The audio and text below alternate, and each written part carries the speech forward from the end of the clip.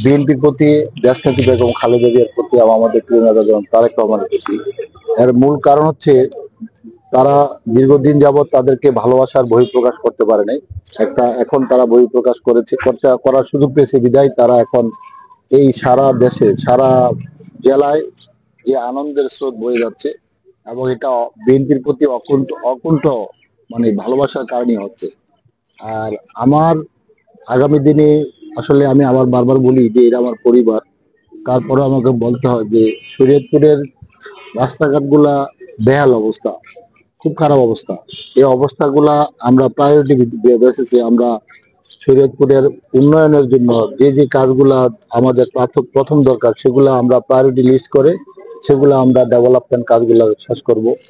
আমরা নদী ভাঙ্গনের জন্য ইনশাল্লাহ চেষ্টা করব। আমরা কৃষির আধুনিকায়নের জন্য, কৃষকদের জন্য আধুনিক সুযোগ সুবিধা দিয়ে আধুনিকায়নের জন্য চেষ্টা করব।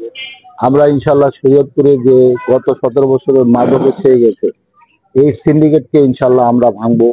আমরা ইনশাল্লাহ, আল্লাহ যদি সুযোগ দেয়, আমরা শরীয়তপুরের শিক্ষা, বিশেষ করে শিক্ষা এবং নারী শিক্ষার মান উন্নয়নের জন্য আমরা চেষ্টা করবো। একটা বিষয় জানিয়ে রাখি যে অর্থাৎ আমি প্রথমেই বলেছিলাম, অর্থাৎ এই দিশাহারা শরীয়তপুরকে একত্রিত করে তিনি একটি যে অবহেলিত শরীয়তপুর সেটাকে নাকি অনুকরণ শরীয়তপুর হিসেবে গড়ে তোলার প্রত্যয় নিয়ে কিন্তু শরীয়তপুর জেলায় 3টি আসনে কাজ করছে এই বিএনপি নেতা কর্মীরা।